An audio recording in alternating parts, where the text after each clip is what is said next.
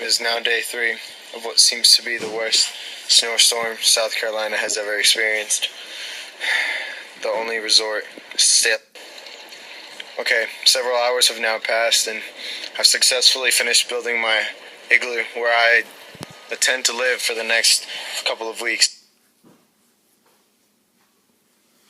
Still no sign of life. I am now within my igloo.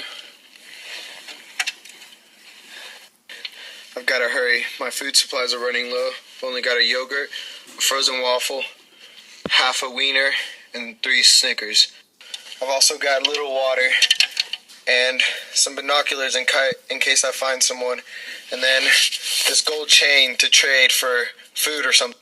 I'm hoping to find a bear or a large amount of meat that I could probably eat and kill with my rifle here.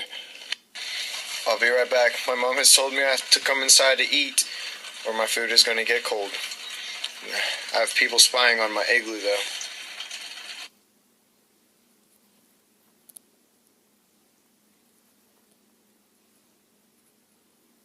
It appears to be a baby snow leopard. Doesn't look like it would survive without its mother. I shall tend for it from now on. I must be really hungry. It is now eating my wiener. Come here, little guy.